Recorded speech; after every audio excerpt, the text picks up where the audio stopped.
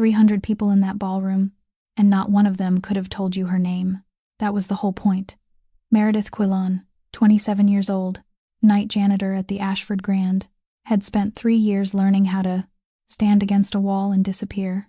Gray uniform, hair pulled back, hands cracked from bleach, cheap mascara she couldn't afford to ruin, and a tin candy box in her apron pocket that didn't hold candy at all. It held a silver wedding band she hadn't worn in 3 years. Nobody at that gala knew the woman mopping up there. Spilled champagne was married to August Vantris, the man who owned the harbor, the unions, and most of the men in the room. She'd taken the ring off herself. That was her choice, not his, and she had a 9-year-old sister to protect. So when Ridge Halloran walked in at 9:07 with 4 men behind him and picked her out of a crowd of 300, that wasn't luck. That was a trap with her name written on the bottom of it, in handwriting only 2 people in Chicago could read. He made her come to his table. He made her clean. He spilled a glass of red wine across white linen and told her she was clumsy, and she knelt down and wiped it up, because that was her job, and she'd knelt 1,000 times before and it had never once broken her. He grabbed her wrist. He leaned in close and told her to get down on her knees and show everybody what she really was. And she looked around that beautiful room, at 300 faces, at all that money and all those pearls, and she understood something that hurt worse than his hand ever could. They weren't afraid to help her. They just couldn't see her. She was a cart with arms. She opened her mouth to apologize. That's when he hit her. The sound cracked across the ballroom like a rifle shot. And for one long second there was nothing at all, just the taste of copper and a fork, clattering onto a plate somewhere behind her. Then the doors at the far end came off their hinges. The chandelier rattled violently overhead. The string quartet stopped mid-note. 300 glasses stopped touching all at once, and a voice went through the floor, through the bone, through the oldest part of the brain that still remembers why our ancestors feared the dark. Who dares to hit my wife? He didn't run. He walked, and it was the walking that made grown men reach for the table. But here's what nobody in that ballroom knew, and what Halloran had gotten catastrophically wrong. He hadn't come there to destroy August Vantris. He'd come for something else entirely, and the woman on the floor with blood on her lip was the only person alive who'd figure out what. She'd been standing against that wall for 3 years. She'd heard every word those men said in front of her, because nobody watches their mouth around a woman holding a mop. And before the night was over, in a cold warehouse down at the Calumet docks, in front of 5 people who could have ended her with a phone call, Meredith Quillon was going to open her mouth and say one sentence that would take an empire apart. If this story means something to you tonight, hit that like button, share it with somebody who's ever felt invisible in a room full of people, and subscribe, because we've got more stories like this one coming. Now let's head back to that ballroom, 9:07, and watch a wolf walk through the door. The basement of the Ashford Grand Hotel had neither night nor day. The row of LED lights fixed along the ceiling of the service corridor poured down a pale, milky white glow, steady and cold, the kind of light that made everything beneath. It looked like food forgotten in a refrigerator, even human skin. Meredith Quillon began her shift there every evening, her hands pushing a 4-wheeled cart with one wheel that squeaked, a wheel maintenance had promised to repair, since some winter she could no longer remember, and she mopped. The mop touched the floor, pulled back, lifted, wrung out. Touched the floor, pulled back, lifted, wrung out. There was nothing beautiful about that rhythm. No one would ever write music for it, but it was the only thing left in the world that kept her standing upright after everything else had gone away, one thing after another. Some nights, she couldn't remember when she had reached the end of the corridor. Her body kept working while she was somewhere else, usually in a room with a window overlooking the parking lot of Mercy Northside Hospital, where a child was waiting for her to call. She slipped a hand into her apron pocket, and her fingers found the familiar hard corner of the peppermint tin she had held so many times that the paint had worn away at both ends, leaving 2 silver streaks. There were no mints inside. There had never been any mints. She opened the lid with her thumb, as she did every night, and the ceiling light fell across the silver wedding ring lying at an angle in the bottom of the tin. Smooth, plain, without engraving, without a stone, without anything at all. It was cheap. That was the saddest, strangest part. The man who could have bought the entire building with the loose change in a drawer had chosen a cheap ring for her because she had told him that if it cost too much, she wouldn't dare wash dishes while wearing it. She looked at it for 3 seconds, then closed the lid. She didn't wear it. The empty place still remained on the ring finger of her left hand, a narrow band of skin slightly paler than the rest, and her thumb kept wandering back to it throughout, every shift without her even realizing. The way the tongue keeps searching for the space where a tooth has just been pulled, knowing nothing is there and still needing to check again. People would have thought she hid the ring because she was afraid. Afraid of the men in this city, afraid of phone calls in the middle of the night, afraid of the name Vantris and everything that clung to it. But she didn't hide it because she feared for herself. She had stood low enough in life to understand that men like that wouldn't bother bending down to harm someone who cleaned floors. She hid it because there was her 9-year-old sister, lying on the 4th floor of a hospital north of the city, a child whose name appeared on a list. And a list was something anyone could reach if they wanted badly enough. If people learned that Meredith Quillen was August Vantris's wife, Meredith Quillen would still be all right. She was always all right. She had a cleaning cart and 2 hands, and she had survived things far worse. But the little girl wasn't someone who could press herself against a wall and stand on her own. That was the reason. And the part no one believed when she said it, not even him, was that she had been the one to make that rule. He hadn't hidden her away. She had taken off the ring herself, placed it in his palm, and asked him to keep it for her. He had stood there for a long time without speaking, wearing the expression of a man who had just had something taken from him that he had no right to ask for back. Then he had said, "All right, if that's what you want." It was what she wanted. It was still what she wanted, until tonight. At the end of the corridor, the shift manager tapped his pen against the assignment board and spoke quickly, his voice already hoarse since the beginning of the week, saying that there was a hotel workers' union gala on the 12th floor that night. Important guests. A great many important guests. Then he said what he always said, that the cleaning crew was to stay close to the walls, remain still, and make sure no one had to notice them. Mary nodded. She had heard those words so many times, that they no longer meant anything, like a word repeated so often that it suddenly became hollow. She retied the strings of her apron, pulling them 1 notch tighter, checked her pocket to make sure the tin was still there, then pushed the squeaking cart toward the end of the corridor. The service elevator opened with a short, blunt chime. She pushed the cart inside, turned around, and pressed the button.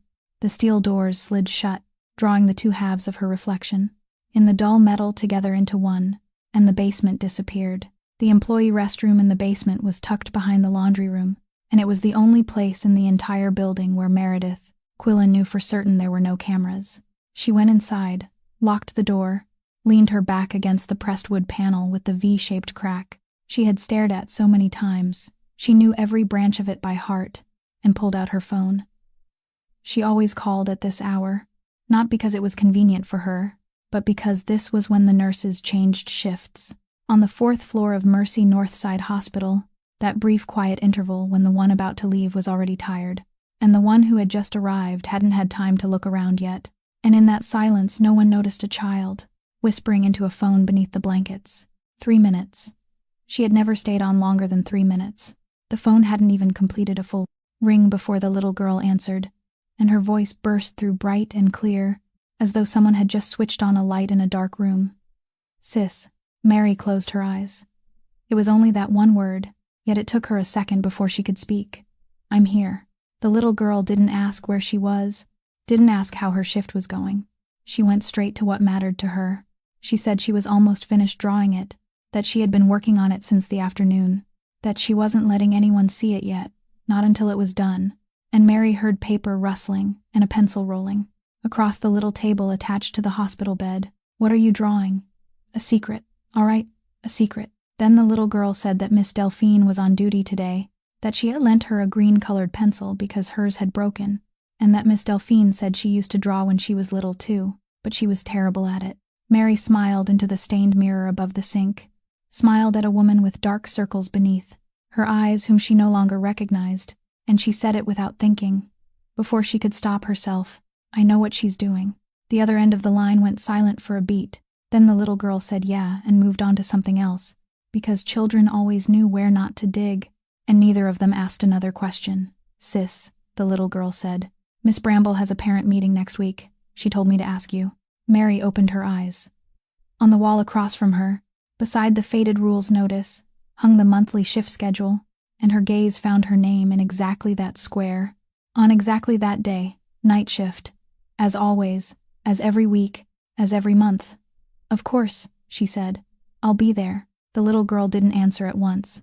That silence lasted longer than a beat, and Mary knew exactly what was happening inside it. The child was weighing whether she should say what she was thinking. She always weighed things. She was a child who had learned to weigh every word before. She was old enough to understand what caution even meant. Then she spoke, her voice light, without accusation, and that was precisely what made it frightening. "You said yes in the voice you always use when you say yes." Mary opened her mouth. Nothing came out. The little girl went on. "It's okay, sis. I'm used to it." The line went quiet, and then the call ended. Mary stood there with one hand still holding the phone against her chest and the other gripping the edge of the sink, while in the cramped restroom, the only sound was the hand dryer roaring now and then in the room next door. She turned on the faucet.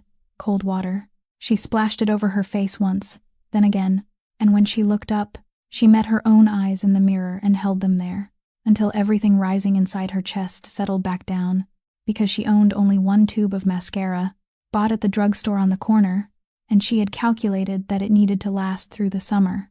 She had grown accustomed to converting everything into a single unit of measurement, and that unit wasn't dollars. The restroom door opened. Luella Abascal stood there with both hands, wrapped around a paper cup of coffee, and she had been standing there for no one knew how long. She hadn't just arrived.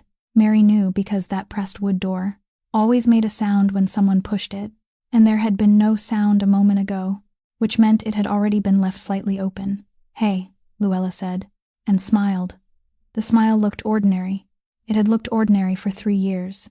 Through 3 years of making coffee together, eating lunch together at 2 o'clock in the morning, sharing stories, or at least Luella telling them while Mary listened. "You okay?" Luella asked. "I'm fine," Mary said. Luella nodded, took a sip, then pulled out her phone and stared at the screen longer than necessary. "Hey," she said. "Your personal number is still the same, right? I must have saved it wrong. I texted you yesterday, but it didn't go through."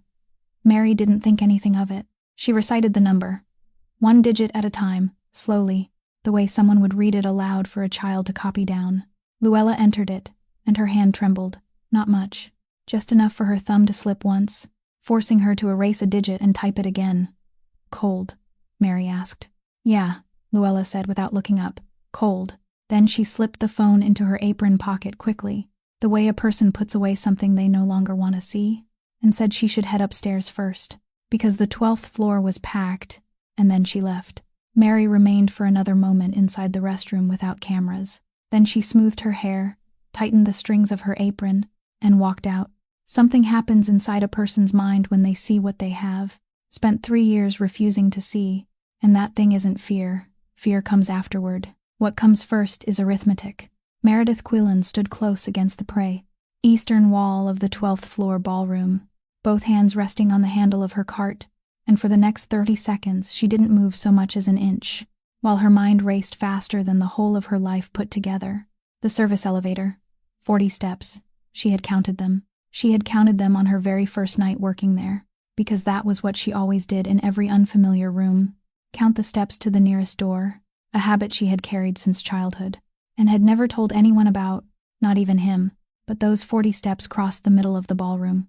They passed between the round tables, between chairs pushed back from the tablecloths, between 300 heads turning in every direction, and no one noticed a woman in a gray uniform pushing a cart across a party. That was true. But if a woman in a gray uniform ran from a party, the entire room would watch her go. The rear door. She dismissed it at once. The rear door was locked at 10 o'clock. Management had tightened the rules after a group of teenagers slipped inside and slept in the emergency stairwell the previous summer, and the key was in the pocket of the head of security, who at that hour was somewhere down on the ground floor. The bus stop, 2 blocks away, through the rear alley, where one light had been broken since Christmas. How long would it take her to run that distance? She didn't know. She had never needed to run in these shoes. Then those calculations stopped, and another calculation began, a colder kind of arithmetic, the kind she had performed every day for 3 years without ever needing a pencil. What would she lose if she abandoned this shift?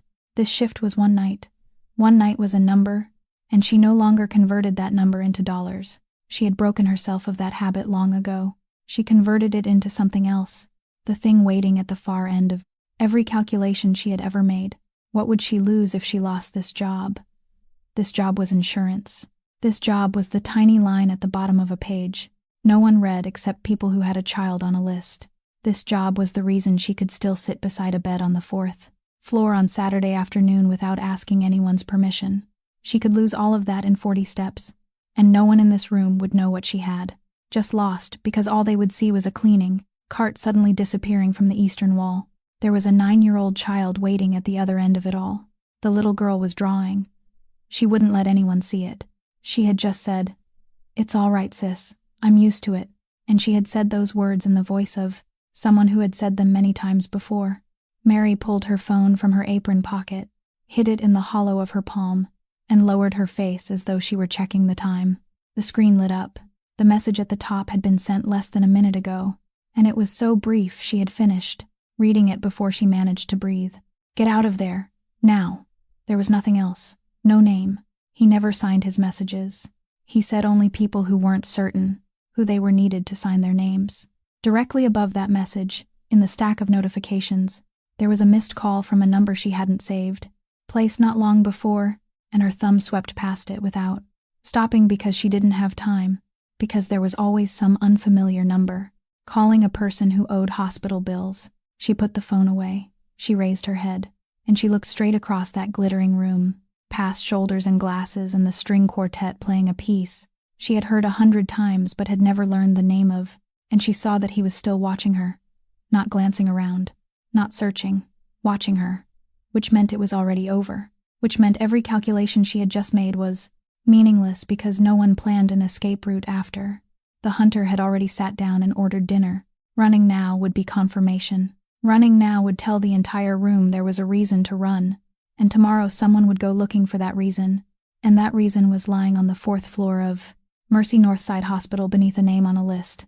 Staying was a gamble. Staying meant betting that a woman holding a mop was still only a woman holding a mop, that she had played that part well enough to keep playing it for one more hour, just 1 hour, until her shift ended. Then a voice called from table number 9. Someone had spilled something. The head server called for the cleaning crew, and Mary knew exactly where table number 9 was. Table number 9 was 3 steps from his table. She pushed the cart away from the wall. She finished cleaning table number 9 in less than 2 minutes, and she had almost made it out, close enough that later she would think about that distance many times, when his voice came from behind her, and it wasn't loud.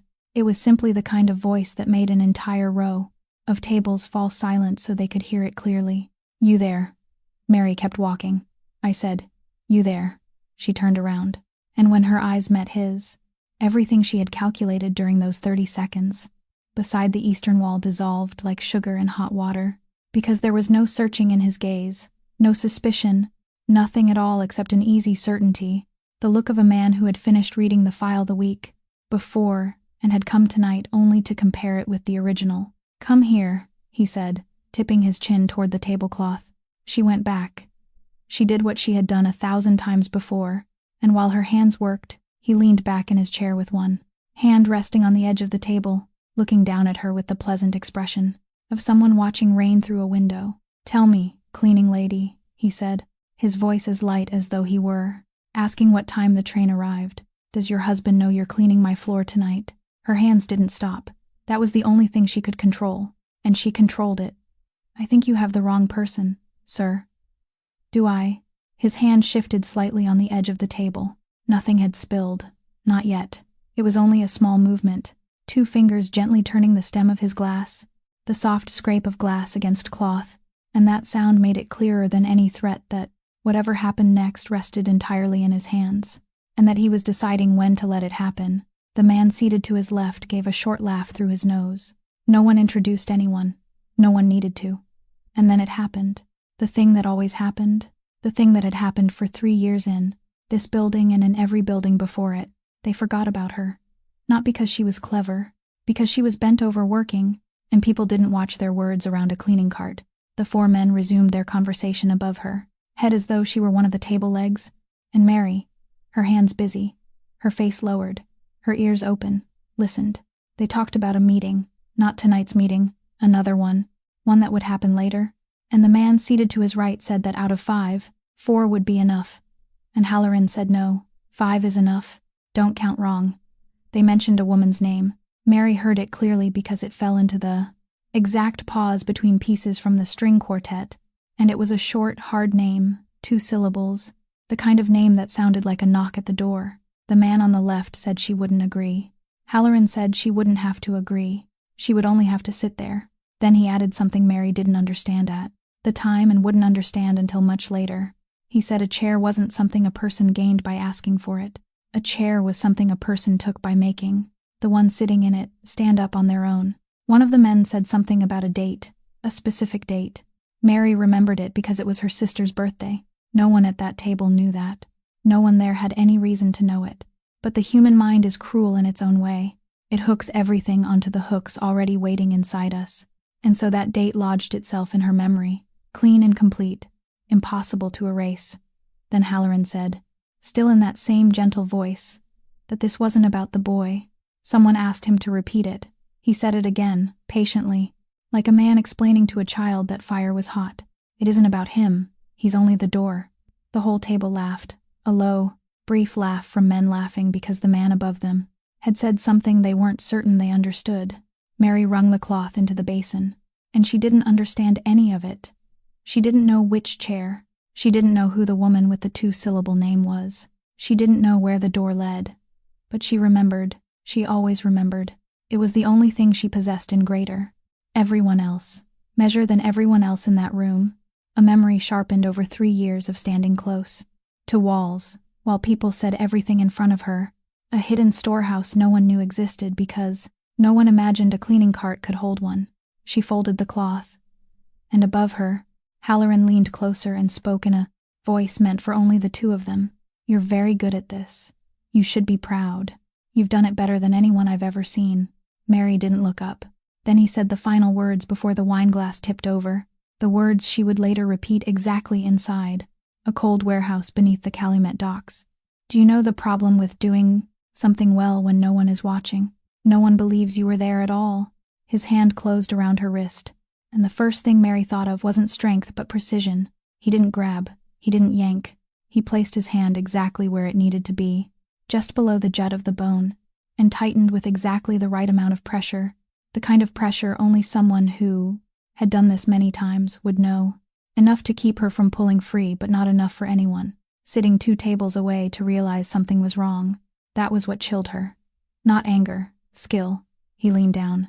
His breath smelled of liquor and something sweeter, cough syrup or peppermint, and he spoke into the space between her ear and her shoulder, so quietly that only she could hear, telling her she should get even lower, all the way down, so everyone in that room could see exactly what she was. And the entire ballroom went still.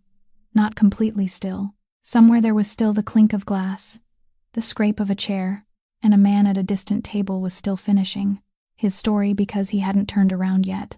But the space around them had fallen silent, a widening circle of silence spreading like oil across water, and Mary knew that silence. She had lived inside it all her life. It was the silence of people waiting to see what would happen next, people who had already decided that whatever it was, they wouldn't become involved. She opened her mouth, and this was the part she would never tell anyone later, not even him, especially not him. She had been about to apologize. She had been about to say, "I'm sorry, sir. I was careless. Let me get another cloth," in the voice she had used 1,000 times with men far smaller than him. That soft, flat voice without a single sharp edge anyone could catch hold of and become angry with. She had been about to yield. She had been about to do the thing she did, better than anything else in the world, even better than cleaning floors. The thing she had learned when she was still too young to know she was learning it. The thing called surviving the night by making herself smaller. The words were already waiting in her mouth. Then came the crack, and during the next 2 seconds, while the ceiling tilted at an angle it had no right to tilt, and the taste of copper flooded her mouth as though someone had pressed a coin against her tongue, Mary didn't think about Halloran. She didn't think about him for even 1 second. And later she would find that strange, that the man who had just done this to her vanished entirely from her mind at the exact moment he did it. She didn't think about her husband either, not once. She didn't think, "Come now." She didn't wonder where he was. She didn't think anything at all about the man who owned the harbor and the unions and most of the men in that room. She thought about the drawing a child on the 4th floor of Mercy Northside Hospital was still working on at the little table attached to her bed, using a green-colored pencil borrowed from Miss Delphine. The drawing she wouldn't let anyone see yet, not until it was finished. In those 2 seconds, Mary thought of only one thing, and that was how the little girl had drawn her sister standing in that picture. Had she drawn her standing straight? Or had she already seen it? Had she seen it for a long time? Seen all those Saturday afternoons when Mary entered the room with her back still bent into the shape of a mop handle, and sat on the edge of the bed unable to straighten herself, and had the little girl drawn exactly that. Drawn the truth, because children draw what they see, not what adults want them to see. That thought hurt more than what had just happened to her face. She sat there on the polished the floor of the 12th floor ballroom, one cheek heating as though someone had pressed an iron against it, that ear filled with a high ringing sound, and she didn't think about getting up. She thought about the green-colored pencil. She thought about what the little girl had said earlier. "It's all right, sis. I'm used to it." And she understood, late and foolishly, in the middle of a room filled with pearls and crystal, that the child hadn't been talking about the parent meeting. She had been talking about Mary, about being used to a sister who was always somewhere else, always tired, always saying yes in that voice. For 3 years, Mary had told herself that she did all of this for the little girl. And there on that floor, in the 2 seconds before the whole world broke open, she asked herself for the first time whether the child had ever been asked what she wanted. Then, at the far end of the ballroom, came the sound of hinges. Then his shadow fell across her, and that shadow knelt. August Vantris lowered one knee onto the wooden floor of the 12th floor ballroom, beside the cart with the squeaking wheel, dressed in the charcoal 3-piece suit whose price she knew because she had once seen the bill left forgotten on the kitchen table and had needed to sit down for a while. He didn't speak at once. The entire room was waiting for him to speak. 300 people were waiting, and he said nothing. He looked at her. He only looked, and Mary, with one ear still ringing and one cheek telling its own story through heat, looked up and saw something she had never seen on that face before. Never, not on their wedding night, not on the mornings when he came home with bruised knuckles and offered no explanation, not even that one time at 4 o'clock in the morning when he told her about his father and then remained silent until dawn. She saw fear. His hand rose, and it stopped about 2 inches from her cheek. It was the hand that had done things he had never told her about, things she had decided long ago she would never ask about, the hand that had signed papers that made people leave this city in the middle of the night, the hand whose meaning everyone seated at the long table beneath the Calumet docks understood when it came to rest against the wood. That hand hovered in the air and didn't dare descend those final 2 inches. And it trembled. Mary saw it clearly. She saw the faint shaking in his fingertips, the kind of tremor no one could hide, because it didn't begin in the muscles, and she thought, foolishly, that she should say something to reassure him, that she was always the one who had to say, something so other people could feel safe. "Let me see." He spoke those 3 words, not loudly, and it wasn't in order, even though everyone in that room had only ever heard him speak in orders. It was a plea. It was the voice of a man asking permission to look at something he had arrived too late to prevent. Mary turned her face toward him. That was all. She didn't have the strength to do anything more. He looked, and in that moment, something passed through his eyes and went dark, a door opening and then closing, and later she would understand that she had just watched a man make the greatest decision of his life in less than a second, and he had decided not to kill anyone in that room tonight. He didn't take off his jacket and place it around her shoulders. He didn't lift her into his arms. He didn't do any of the things 300 people in that ballroom expected a man like him to do. He stood, took 2 steps to the side, and picked the mop up from the floor. It lay there with its gray plastic handle and its wet cloth head spilling to one side, ordinary and insignificant, something no one in that room had ever held in their life. He held it with both hands. He pressed the excess water into the bucket, carefully, without letting a single drop fall onto the floor. Then he carried it to the eastern wall, to the exact place where she had stood for 3 years, and leaned it against the wall. He adjusted it until it stood straight.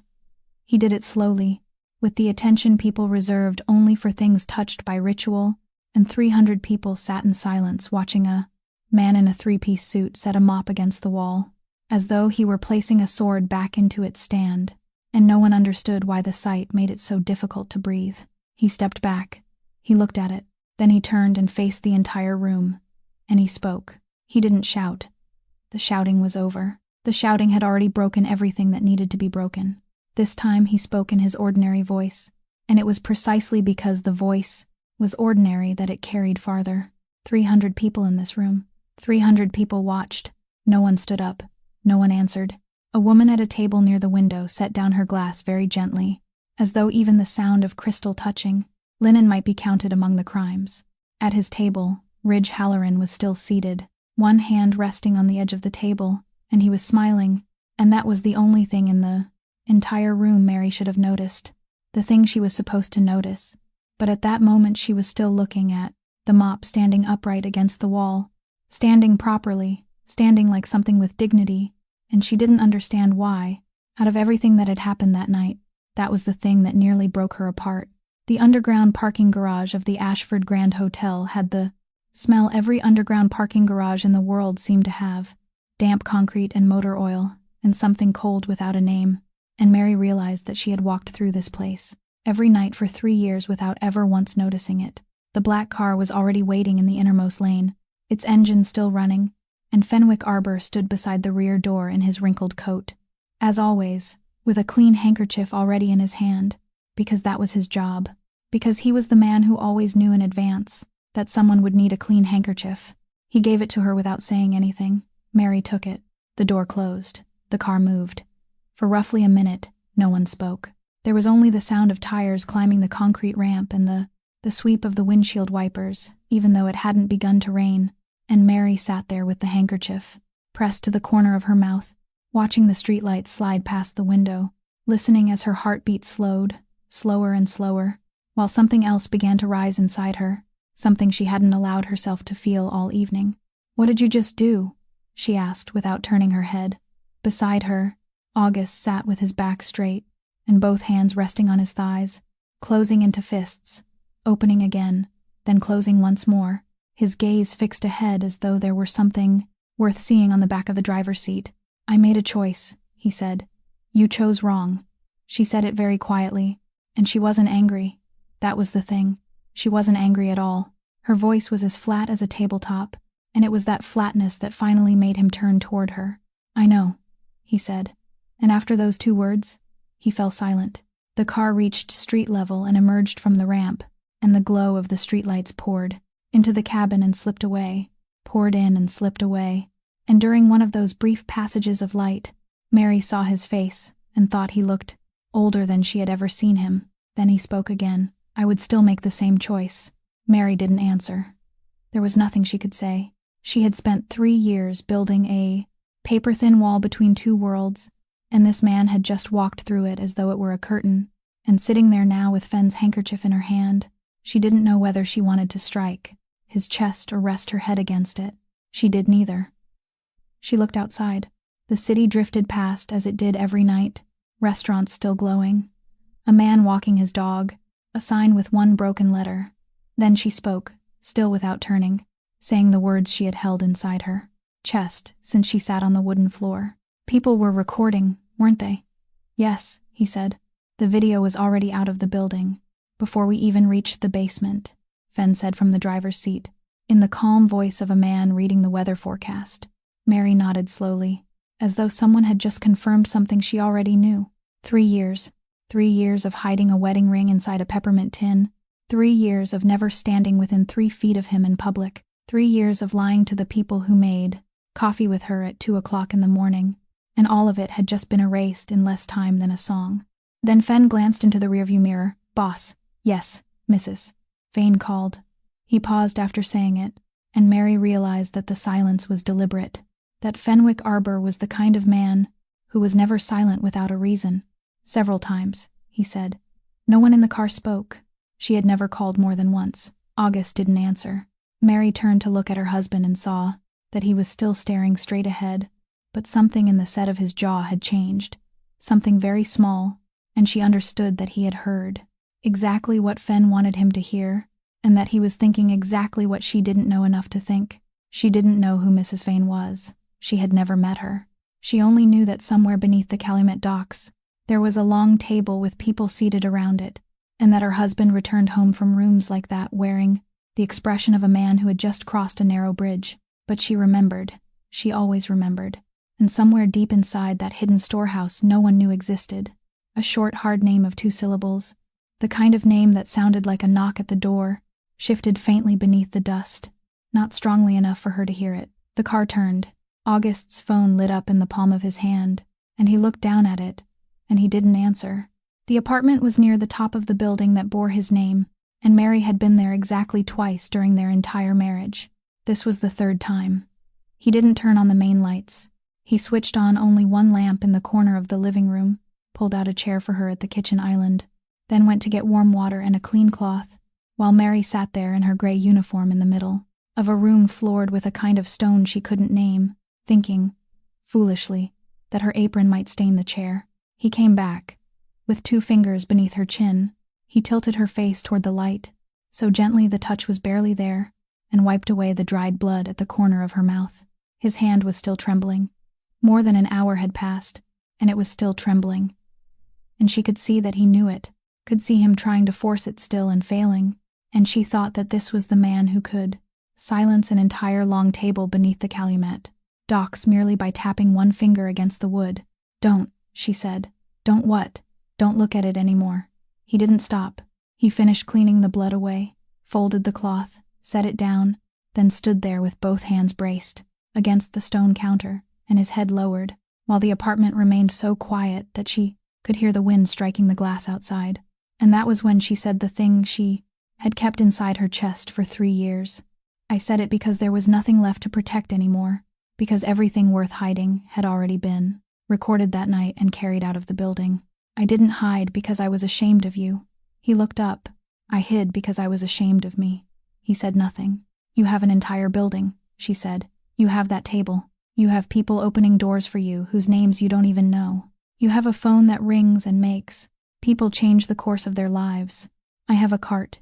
I have a cart with one squeaking wheel that maintenance has promised to fix since some winter I can't even remember. Do you think I took off the ring because I was afraid? I took it off because every time I wore it, I had to answer the question of why you chose me, and I didn't have an answer. And after 3 years I still haven't found one." August looked at her for a long time. Then he walked out of the kitchen without saying anything, and Mary sat there listening to a drawer open somewhere in the darkness, and when he returned, he was carrying a thick file with a gray cover, the same dull gray used for every tedious document in the world. He placed it on the stone counter in front of her. "Open it," he said. She opened it, and for the first second, she didn't understand what she was looking at, because she had expected to see her own name. She had prepared herself to see her name and the numbers beside it, the numbers she had avoided for 3 years. The envelopes she hadn't opened. Her name wasn't there. Other names were. So many other names. They ran down the page in a column, then onto the next page, then the one after that, names belonging to people she didn't know, men and women and children, arranged alphabetically, one name per line, perfectly even, dull and administrative. At the top of the first page was the title of a fund that covered long-term treatment expenses, and beneath it was a registration number and an address in a building Mary passed every day on her way to the bus stop. 240 names. She turned the page, then turned it back, and she found it near the middle, pressed between 2 unfamiliar names. Not bolded, not marked, without anything to distinguish it, just one line like every other line. The little girl's name. Mary looked up. She couldn't speak. "I couldn't help only you," August said. His voice was very quiet. "If I helped only you, there would be a trail of money leading from me to a bed on the 4th floor, and a trail of money is a thread, and all anyone needs is one phone call to pull that thread, and at the other end of it is you." He paused. "So I helped 240 people, so no one would see you among them." Mary opened her mouth, then closed it again. She looked down at the papers, at the column of names running the length of the page, and heard her own voice coming from somewhere far away. "You hid me. Yes, you hid me by helping 239 other people. Yes," he said. And she broke apart, There was no sound. That was the thing. No sob, nothing at all. Only her 2 hands resting on the file, her body folding over it, and tears falling onto the names arranged in alphabetical order, blurring some name beginning with the letter D that she would never know belonged to whom. She hadn't cried when Halloran's hand closed around her wrist. She hadn't cried on the wooden floor in front of 300 people. She hadn't cried inside the restroom without cameras when a 9-year-old child told her, "I'm used to it." She cried now, here, over a dull gray file filled with ordinary paper, and he didn't touch her. He only stood on the other side of the stone counter and let her do the one thing she had never done in front of anyone in her life. Then he spoke. "Love isn't a loan, Mary. You don't owe me anything. I didn't lend you something so I could demand it back later. I only did what a person does when they have something in their hands and the person they love doesn't." On the stone counter, his phone vibrated once. Then again. He looked down at it and didn't pick it up right away, and Mary, her vision still blurred, saw his jaw make the same small movement it had made in the car. "The table is in session," he said. He went downstairs alone, and Fen was already standing beside the car door as though he had never left that spot, as though for the entire hour that had just passed he had done nothing but stand there watching the concrete ramp and waiting. The car pulled away from the building. Chicago near midnight had the look of a man who had just taken off his suit jacket, the streetlights a sickly yellow, steam rising from the manhole covers, and for the first several blocks no one said anything. Then Fen spoke, without turning around, his eyes still on the road, both hands still resting in their proper places on the steering wheel, the posture of a man who had already decided he was going to say this and would say it in an ordinary voice. "You just gave him exactly what he wanted." August didn't answer. Fen changed lanes. "I've worked for you for 8 years, he said. "I've never spoken to you like this before. But I'm going to tonight, because if I don't, there may be no one left to say it to tomorrow morning. 300 families depend on you. You know that number, don't you? 300 dinner tables, 300 refrigerators with food inside them, and none of those people know who Halloran is. And they don't need to know. That's why you exist, so they won't have to." He stopped at a red light. "You gambled all of that," he said. Over a slap, the light turned green. The car moved. "Over what?" August sat in silence.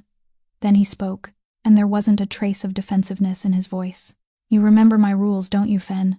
Fen went quiet. "Don't touch women. Don't touch children. Don't touch the people who serve you." "I remember," Fen said. 3 lines, hanging on your office wall. Everyone who walks in sees them. Do you know why the 3rd line is there?" Fen didn't answer right away. He thought. He was the kind of man who, when asked a real question, stopped and searched for a real answer, and finally he said, honestly, "No." August looked out through the window. A laundromat still glowing with light slid past outside, and inside, a woman sat on a plastic chair watching the dryer drum turn, and he watched her until she disappeared from view. "Because everyone writes the first 2 lines," he said. "Go ask anyone in this city. Ask anyone sitting at any table. Don't touch women, don't touch children. Anyone can say that. Everyone likes saying it. They say it at weddings, they say it at funerals. They say it and then go home and sleep well. It's cheap, it costs nothing." He paused. "But no one writes the 3rd line." Fen said nothing. "Do you know why?" August said. "Because women have husbands, fathers, brothers, children have mothers. Touch them, and someone will come looking for you. And everyone in this business understands that. So the first 2 lines aren't really morality, they're arithmetic. They're only another way of saying, don't create a debt you can't afford to repay." He turned his head and looked at the back of Fen's neck. "But the people who serve have no one to avenge them." Fen changed lanes again, more slowly than necessary. "The people who carry the food, the people who clean the floors, the people who stand against the walls. You can do anything you want to them in any room, and the next morning no one will knock on your door. No one at all. That's why the 3rd line is the only one of the 3 that means anything. The first 2 are contracts. The 3rd is a law." The car crossed the bridge. The river below was black and flat and reflected nothing. "I wrote that line when I was 22, August said. "Long before I met her. Before I had any table to sit at. Before I had you. Before I had anything worth losing. I wrote it on the back of a bill in a room rented by the month, and I remember sitting there staring at it for a long time because I knew that if I wrote those words down, one day they would come to collect from me." He fell silent. Fen glanced into the rearview mirror, not to check the road. Tonight they did, August said. If I'd stayed still in that ballroom, if I'd stood at the door and calculated and decided that 300 families were worth more than one woman holding a mop. Do you know what would have happened, Fen? Those 3 lines would still be hanging on the wall, in exactly the same place. And starting tomorrow, they would have been nothing but words painted on a wall. Fen didn't say anything for a long time. Then he spoke very quietly, his eyes still on the road. You know he calculated that too, don't you? Yes, August said. I know. There was a knock at the door. 3 knocks, evenly spaced, unhurried, the kind of knock made by someone returning a book to a neighbor.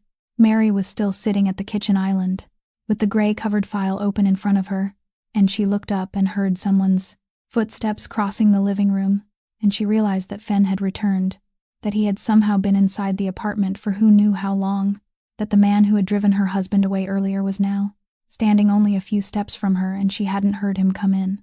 Then she heard the lock turn. Fen opened the door. That was what sent a chill down her spine, not the knocking. August's man, the one who carried clean handkerchiefs, the man who hadn't spoken a needless word in 8 years, opened the door for this visitor, with his own hand without asking anyone a single question. The woman who entered was probably over 60. She wore an oatmeal, cashmere sweater, flat shoes, and reading glasses hanging from a thin cord across her chest, and she carried a cloth bag of the kind people brought to farmers' markets. She looked like a retired school teacher who had stopped by because she happened to be passing, and that was precisely the most frightening thing about her, because Mary had spent her whole life in rooms filled with men in suits, and she knew something other people learned too late, that danger never looked like danger. Fen closed the door, moved into a corner of the room, and vanished from the conversation like a piece of furniture, and Mary thought bitterly that she understood the feeling. Sit down, dear, the woman said, even though this wasn't her home. Then she pulled out a chair for herself and sat on the other side of the stone counter, placed the cloth bag at her feet, and studied Mary's face for a long time, intently and without pity, the way someone might examine a crack in a ceiling to determine where the pipe ran behind it. I'm Odessa Vane, she said. I suppose your husband hasn't had time to introduce us. Mary said nothing. Mrs. Vane opened the cloth bag, took out a thin stack of papers, placed it on the stone counter, turned it so it faced the proper direction, and pushed it across. She didn't tell Mary to sign, she simply left it there. Then she spoke in a warm voice, genuinely warm, and that was the thing. Do you know what makes tonight difficult? It isn't the video. Next week the video will become a joke on the internet, and by next month no one will remember it. The difficulty is that there is a name now. Before tonight, your husband was a man with principles. That was inconvenient, but people could tolerate it. Starting tonight, he is a man with a weakness, and a weakness has a name, and that name is sitting in front of me wearing a gray uniform. She took a sip of the water Fen had just placed before her, though Mary hadn't seen when he set it down. I'm not threatening you, she said. I hate threats. Threats are the work of people who have nothing to offer. She tapped one finger against the papers twice. Sign this, and you lose nothing except a last name you have never used anyway. There will be money, enough that you'll never have to return to that building, enough for you to live somewhere with daylight. And, she said, her voice softening until it was almost gentle, the name on the 4th floor of Mercy. Northside Hospital will receive attention. Mary's head snapped up. I'm not saying I can perform miracles, Mrs. Vane said. I'm saying that in this city there are lists, and on every list there are names no one bothers to notice, and I'm accustomed to noticing. You've been inside that system for 3 years. You know what I mean. The apartment fell silent. Outside, the wind struck the glass, and Mary sat there and understood that this was the cruelest blow anyone had ever dealt her. Is far crueler than Halloran's hand, because this woman wasn't threatening her. She was buying her with kindness. She had placed on the counter the very thing Mary had prayed for every night for 3 years, and told her it was here, that it was real, that all she had to do was sell the man who had knelt on a wooden floor before 300 people for her. Mary looked at the papers for a long time. Then she spoke. You're buying my sister's life with my husband's honor, Mrs. Vane didn't answer. Do you know what that is called? Mary said. It is exactly what he refused to pay. For one brief moment, something in Mrs. Vane's face faltered. You know about that, she said. Did you think I knew because I clean floors? Mary said. Did you think I picked it up somewhere beneath a table? No, I know because he told me. Only once, at 4 o'clock in the morning, when he thought I was asleep. He told me about a truck driver who had driven the same route for 19 years. A man with a name no one in that building had ever bothered to learn, and about the night they told him that if he wanted to keep doing the job he had done for 19 years, he would have to pay them every month. He said no. August told me how he said no, where he was standing when he said it, and how he never went home and told anyone what had happened. Then he remained silent until sunrise, and he never mentioned it again. Mary pushed the papers back across the stone counter. That is the difference between you and me, Mrs. Vane. You have a file on him. I have him. Mrs. Vane looked at her. She wasn't angry. She didn't smile. She only looked for a long time, and there was something in her eyes Mary couldn't read, something she would later understand wasn't contempt. It was a question. Mrs. Vane was comparing the woman sitting before her with something else inside her mind, something she had suspected for a long time but had never been able to prove, and she had just realized that the two might fit together. Mrs. Vane didn't stand up. She remained seated with one hand resting on the cloth bag, and that look still lingered on Mary's face, like a question no one had yet read aloud, and perhaps because she wanted to escape it, perhaps only because her hands needed something to do, Mary pulled her phone from her apron pocket. The screen lit up, and there, above the two-word message she had read, beside the eastern wall a lifetime ago, was the thing she had swept past because she hadn't had time.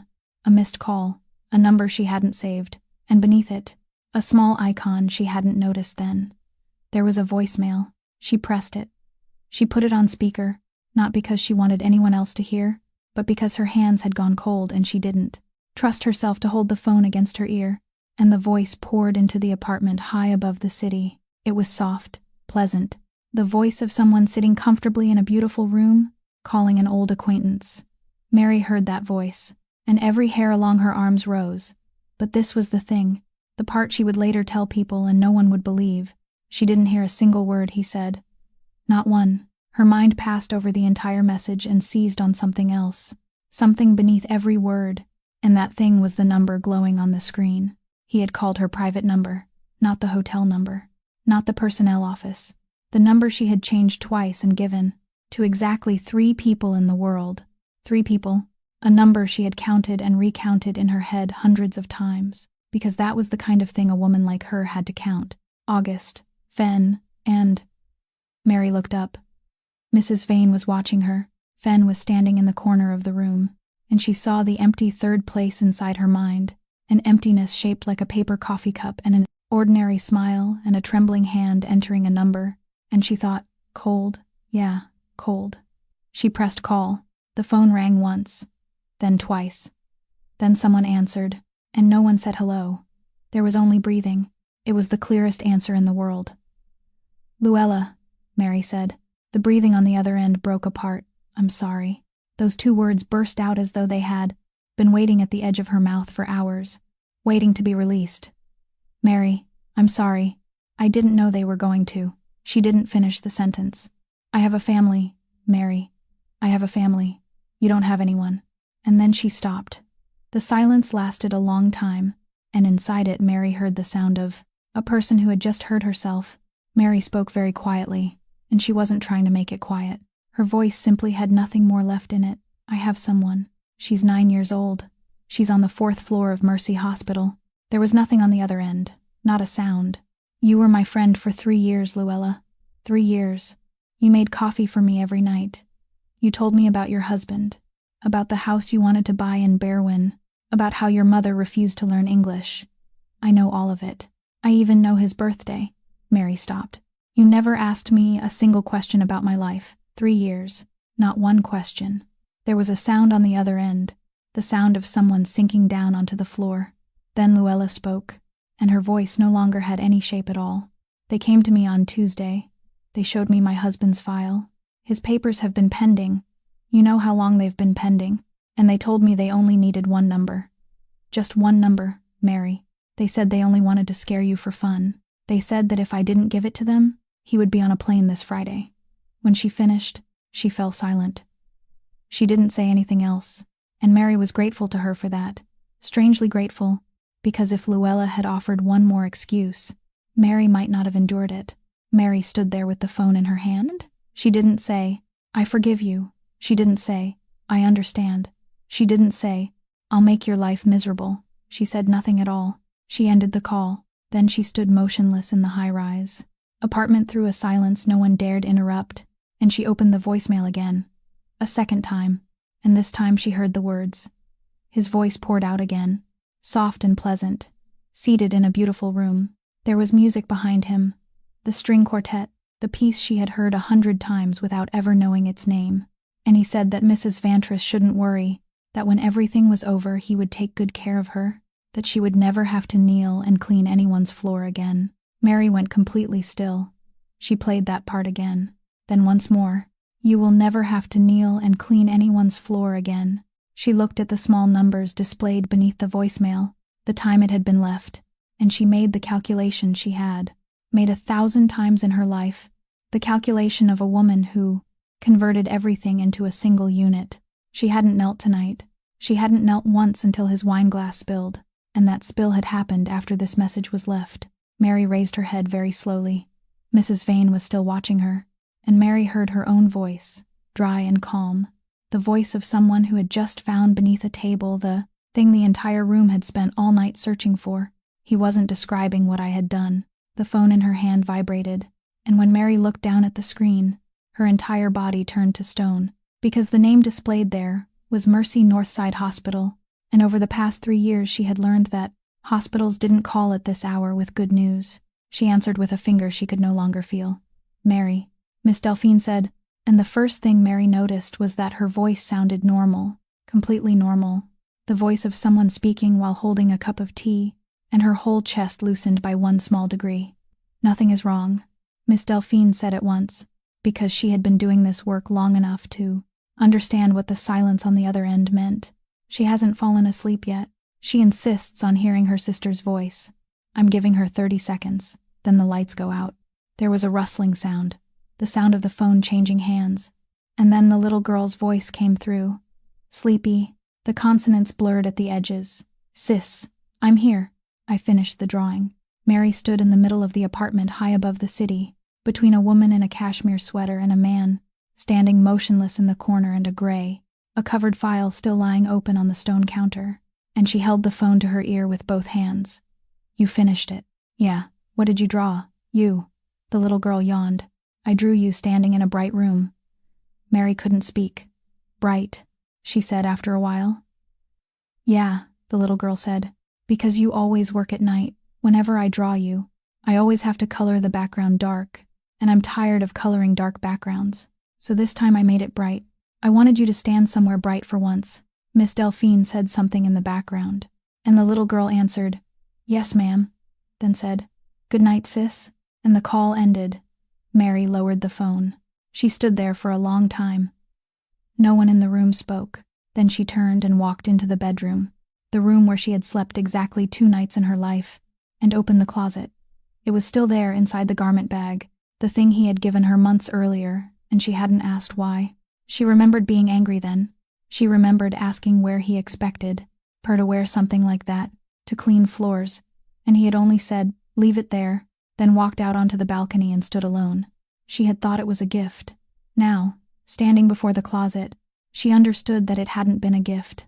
It had been something prepared in advance, the way people kept a fire extinguisher behind glass, and the man who had hung it there months ago had always known, that one night she would need to enter. A room where she hadn't been invited.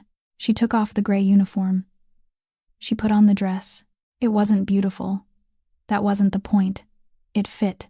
It fit so perfectly it frightened her, fitting every place, fitting at the shoulders, fitting at the waist, and she stood before the mirror looking at a woman she had never met, and thought that this man had taken her measurements without asking, simply by watching her for 2 years. Then she picked up the apron. She reached into the pocket and took out the peppermint tin, the one with 2 strips of paint worn away at either end because she had held it so many times. She opened the lid with her thumb. The ring lay tilted at the bottom, smooth, plain, without engraving, without a stone, cheap, the kind of ring a man bought when a wife told him that if it were expensive, she wouldn't dare wash dishes while wearing it. Mary lifted it with 2 fingers. She looked at it for a moment. Then she slid it onto the ring finger of her left hand, into the exact band of skin paler than the rest, the place her thumb had kept searching for, throughout the past 3 years like a tongue, returning to the space where a tooth had been pulled. It fit perfectly. Of course it fit perfectly.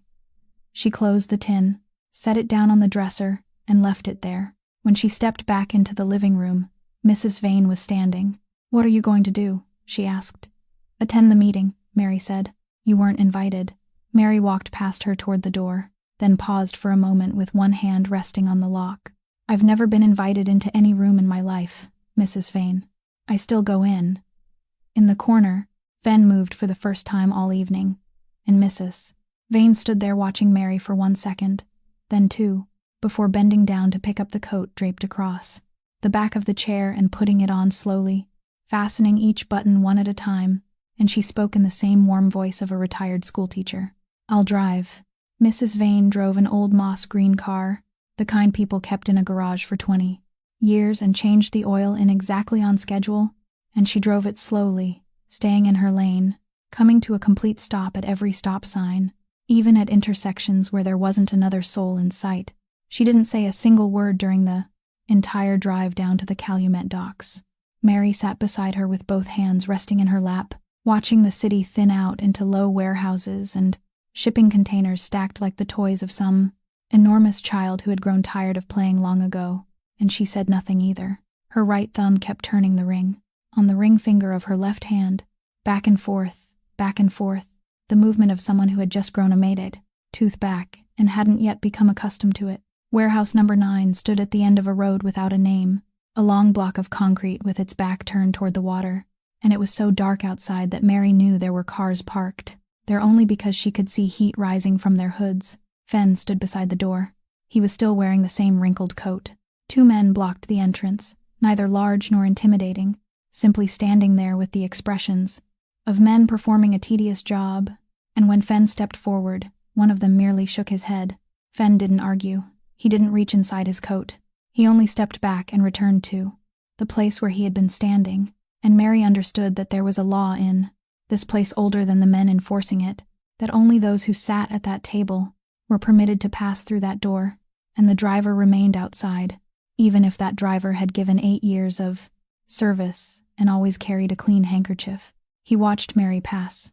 He said nothing, but as she walked by, he gave her one brief nod, and that nod said more than every wish of good luck in the world. The inside of the warehouse was colder than the night outside. The high ceiling drew the darkness upward, and in the middle of that vast, empty space, several industrial lamps had been hung low, pouring a pool of harsh white light directly onto the concrete floor, and inside that pool of light stood a long wooden table with 5 chairs. 4 were occupied, 1 was empty. August stood alone at the far end of the table, inside the white light, and Mary saw his back before she saw his face, and she knew she would remember that image for the rest of her life. A man standing straight in the middle of a room that had gathered to pass judgment on him. Halloran sat on the right with his arms folded and his legs crossed, and he was smiling. No one knew how long he had been smiling. Perhaps he had been smiling ever since the ballroom. The steel door behind Mary closed with a sound that echoed through the entire length of the warehouse, and her heels struck the concrete. 1, 2, 3, and in that space the sound was like someone striking an enormous bell from very far away. Everyone turned, and Mary watched her husband's face pass through a dozen different things in less than a heartbeat. She saw the shock first, the naked shock of a man looking at something that couldn't possibly be happening. Then she saw fear, and it wasn't the fear she had seen on the wooden floor of the 12th floor ballroom. It was far greater. It was the fear of a man who had just realized that the only thing he had ever managed to hide had walked willingly into the center of the room. Then came anger, brief, flashing once before it disappeared. And finally, beneath all of it, there was something very much like pride, and it nearly made her knees give way as she walked. He said nothing. He didn't have time.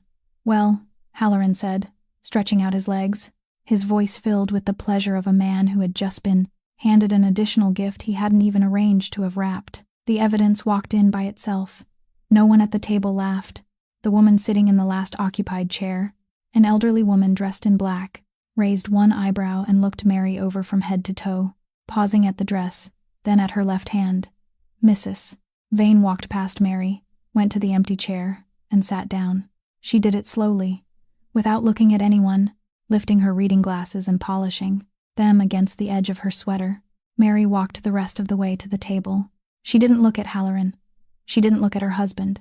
She placed her phone on the wooden surface, directly in the middle of the harsh white light, and carefully turned it until it sat straight, the way someone might place a plate on a dinner table. Then she switched on the speaker. His voice poured from the small phone, traveled the full length of the warehouse, and echoed from the high ceiling that vanished into darkness, distorted and thin.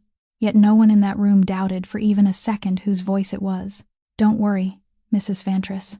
When he's finished, I'll take good care of you. You won't have to kneel and clean anyone's floor again." Behind the voice there was music, the string quartet, playing the piece Mary had heard 100 times without ever learning its name. The message ended. The silence that followed was as thick as concrete. Mary didn't pick up the phone. She left it lying there in the middle of the harsh white light, and she spoke, her voice so calm that even she found it strange. The calm of someone who had cleaned floors for 3 years while people cursed at one another above her head. "You left this message at 9:05, she said. "Halloran didn't move. I hadn't knelt once tonight until your wineglass spilled. The entire ballroom saw it. 300 people saw it. And I remember, because remembering is the one thing I do better than you. You spilled it after you called." She raised her head and looked directly at him for the first time. "You weren't describing what I had done, Mr. Halloran. You were describing what you were about to make me do." Somewhere along the table, a chair scraped against the concrete. "She's lying," Halloran said. He said it quickly, and that was his first mistake of the entire evening, and Mary heard it because she had listened to that voice speak slowly for an hour, and now it was fast. That could be anyone. It could be an edited recording. She could have made it herself while she was sitting in the car. "Then put your phone on the table," Mary said. No one spoke. "Bring it out," she said. "Set it down. Either my number is in your call history or it isn't. This will be over in 10 seconds. Halloran didn't produce it. His hand remained on his thigh, and he sat perfectly still, and the entire table watched him sit there. And in their world, that stillness was louder than a confession. The man seated beside Mrs. Vane cleared his throat and said nothing. Then Mary did the thing she would never later be able to explain, perhaps because during 3 years of standing against walls she had learned that a person could be read entirely by the way he spoke to someone carrying his food. She spoke slowly. "But you weren't careless, were you?" Halloran raised an eyebrow. "People would think your hand slipped," she said. "They would think you called the wrong number, that you forgot a voicemail remained behind. No, you could have had someone else make the call. You could have sent a message from a disposable phone. You have an entire building full of people, willing to do that filthy work for you. But you called me yourself, in your own voice, on my private number." She drew in a breath. "Because you wanted me to hear it. There wasn't a sound in the warehouse. You wanted me to walk to that table, with your voice already inside my ear," she said. "You wanted me to pour your wine while I knew. 4 minutes. You gave me exactly 4 minutes to understand that something was going to happen, and that I couldn't do anything about it. That is what you enjoy most, isn't it, Mr. Halloran? Not winning. Winning is too quick. Winning is boring. You enjoy the part where people know, in advance, that they're about to lose." Halloran shot to his feet. His chair overturned behind him, striking the concrete with a crash that rang through the warehouse, and his face had changed color, and the pleasant manner polished over 30 years fell away from him like peeling paint. "You sit here," he roared, turning toward the table. "You sit here and listen to a floor cleaner. What is she?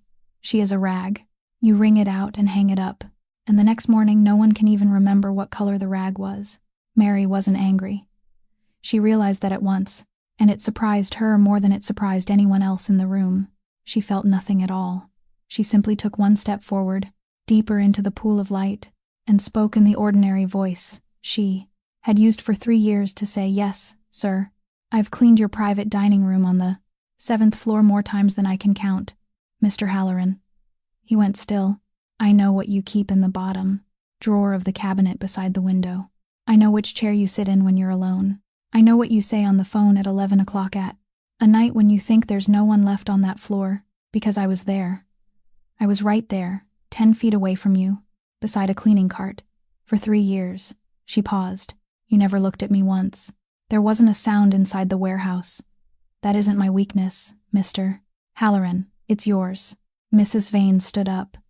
She did it slowly, both hands resting lightly on the wooden surface, the way an older person rises from a church pew, and she removed her reading glasses and let them fall against the end of the cord. Ridge, she said, give me the phone. He turned toward her. Odessa, give me the phone. And Mary, standing 3 steps away, saw something she wouldn't fully understand until months later. Mrs. Vane wasn't looking at Halloran. She was looking at the phone lying in the middle of the white light, the cheap phone with the cracked screen, belonging to a woman who cleaned floors, and there was no outrage on her face, no justice, nothing moral at all. There was something else, the look of someone who had just found the final piece of a puzzle. They had spent months grinding their teeth over in silence, and that last piece had finally revealed the picture, and it wasn't beautiful. Miss Quilon, she said without turning her head, do you think he staged tonight to bring down your husband? Mary didn't answer. No, Mrs. Vane said. He staged it to bring down me. The table went utterly still. You don't know the rules here, she said, and her voice remained warm, still the voice of a retired schoolteacher, and that was what made it cruel. 5 years ago, the last chair at this table stood empty, and there was a 30-year-old kid with no bloodline, no family, no one behind him. And I was the one who stood up and vouched for him. I put my name beside his.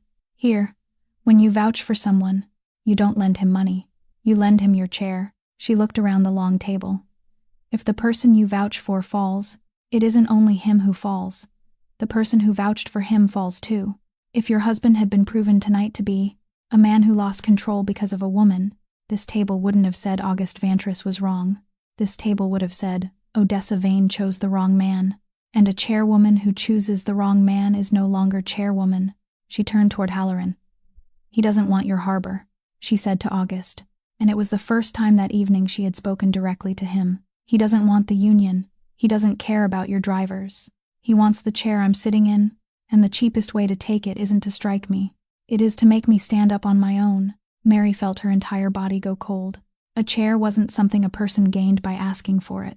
A chair was something a person took by making the ones sitting in it stand up on their own. 4 men had said those words above her head while she wrung out a cloth, and she hadn't understood a single word, and she had remembered them, because remembering was the one thing she did better than all of them. She won't have to agree. She will only have to sit there. I've suspected this since spring, Mrs. Vane said, and for the first time there was a tiny crack in her voice. I couldn't prove it. I came to see Miss Quilon tonight to find out whether she was the leverage, because if she was the leverage, then I would know who was holding it. She looked at Mary. I thought I came to confirm a weakness. She put her glasses back on. It turns out I came to hear a voicemail, and in that moment, Mary understood that she had just saved the woman in the cashmere sweater, and she had saved her without even knowing she existed until an hour ago, and she had done it not with power or money or a gun, but by remembering a sentence no one thought she had heard. Halloran understood it at the same time she did. Mary didn't see him move. She only saw the table surge forward, saw him lunge through the white light, and he didn't lunge at her, didn't spare her a single glance. He went straight for August, because it was the final move left on the board, because if he couldn't have the chair tonight, then at least he would make the other man pay in front of everyone. August moved first. Mary didn't see what he did. There was only one impact, a single, short, heavy sound that struck the high ceiling and fell back down, and by the time her eyes caught up, Ridge Halloran was on his knees on the concrete floor in the middle of the white light, and her husband's hand was clenched around his collar, holding him exactly there. No higher, no lower. No one at the table moved. No one called anyone. August bent down. You hit my wife, he said. His voice was very quiet. That was your first mistake. Your second was thinking I needed a reason. Mary took 3 steps. No one stopped her. Perhaps no one at that table could believe anyone would walk into that space at such a moment, but she did, and she placed her hand on her husband's shoulder. Her hand was small. The skin was cracked from bleach, her nails cut short, and on her ring finger was a cheap silver ring without engraving or a stone. Her hand rested very lightly on his shoulder. August, she said. The muscle beneath her palm was hard as stone. He hit you, August said. He didn't turn his head. Yes, she said. She didn't remove her hand. And if you do what you're about to do, Right here, in front of these 4 people. Then tomorrow morning this city will have a story. The entire warehouse was silent. That story will be that August Vantris killed a man. That will be the only sentence anyone tells. They'll tell it in diners, at the harbor, inside trucks, and they'll tell it for 20 years. And each time they tell it, it will become a little shorter until only 5 words remain. August Vantris killed a man. She leaned a little closer and spoke into the space between his ear and shoulder, the exact place where another man had spoken, into her ear in the ballroom that night. No one will tell the story of how he hit me. Not one person, August. That part will disappear by the second telling. His hand was still gripping Halloran's collar. Then Mary spoke the final words, her voice very quiet. Meant only for the 2 of them. You wrote those 3 lines when you were 22. Don't let him hold the pen. The silence stretched so long that Mary could hear the water striking the embankment beyond the concrete wall. Then his fingers opened, one at a time. Halloran fell backward onto the floor with a breath escaping him, and no one helped him. August straightened. He didn't look down at Halloran. He adjusted his cuffs mechanically, then turned toward the long table, toward the 4 people seated within the pool of white light, faces the city had never seen. Tonight I walked into a room, he said, and I asked who dared to hit my wife. No one answered. I asked the wrong question. He left those words lying in the middle of the warehouse. The right question, he said, is why 300 people sat in that room. 300 educated people with food and money and pearls, and not one of them asked whether she was all right. Not who dared to hit my wife. The question is why. In a room full of people, 1 person was struck, and not a single person stood up to ask whether she was hurt. He took 1 step along the table.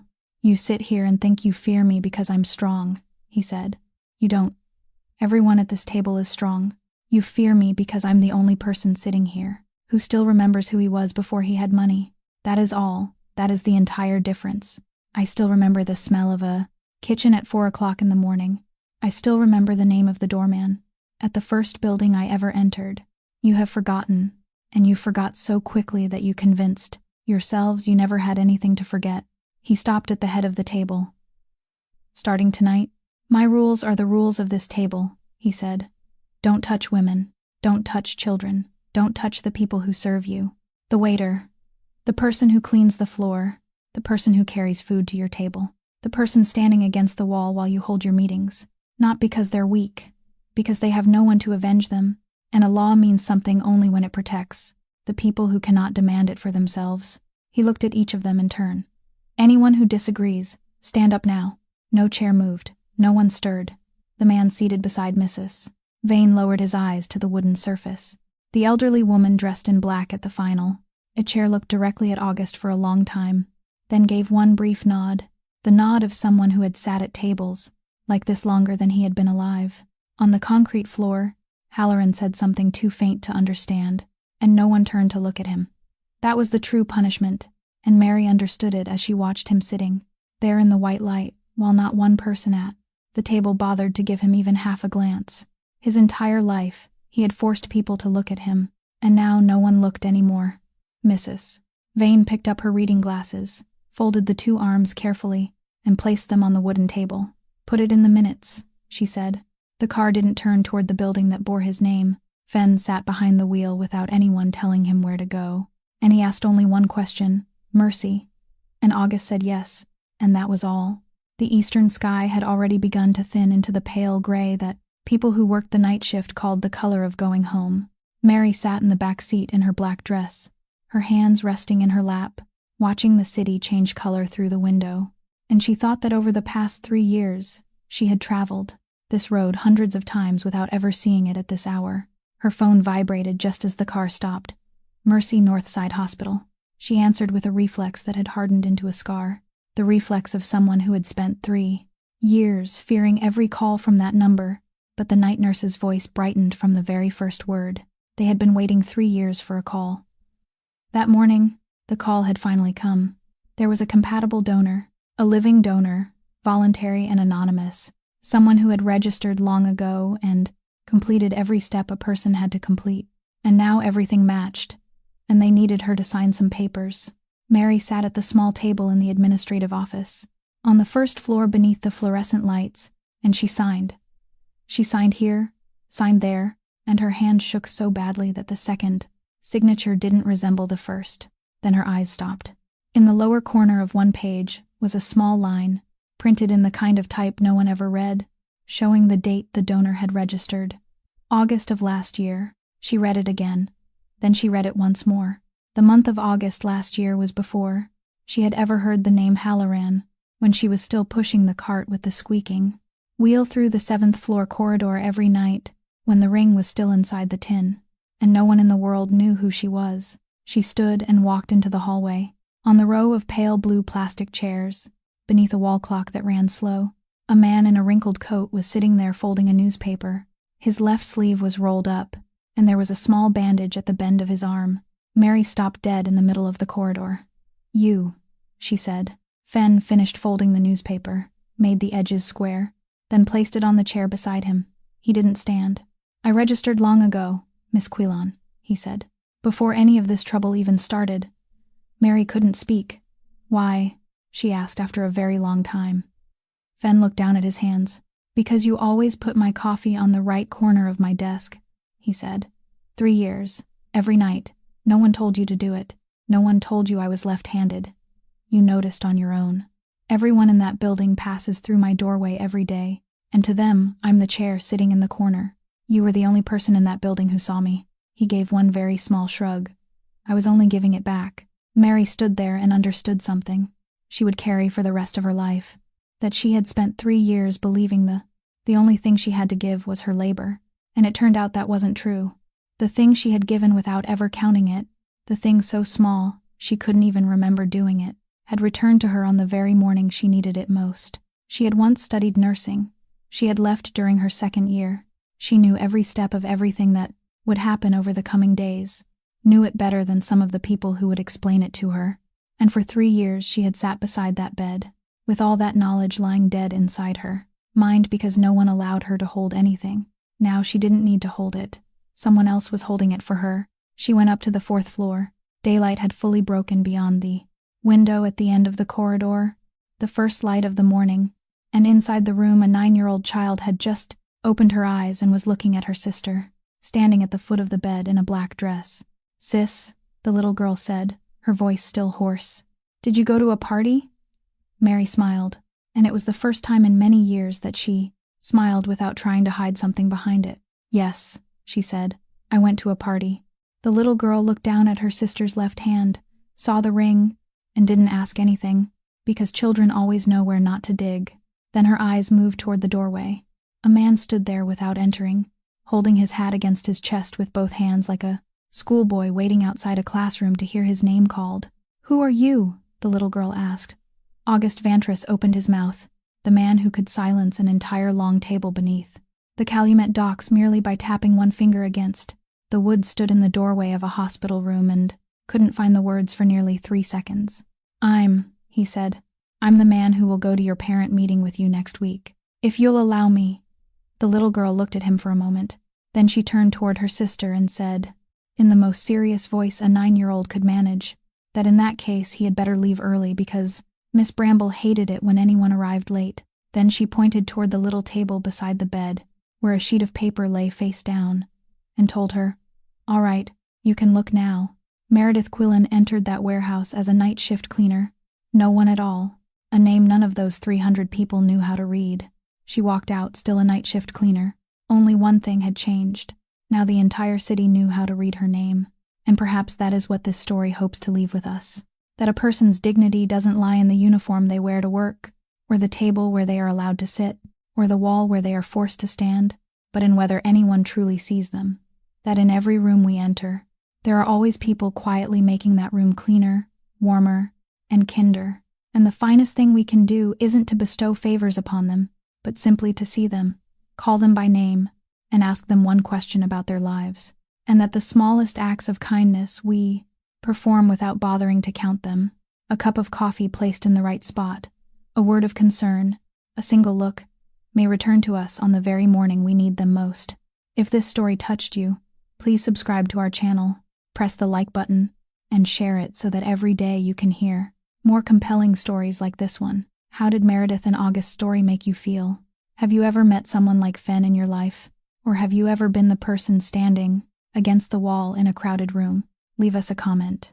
We truly want to hear what you feel deep inside your heart.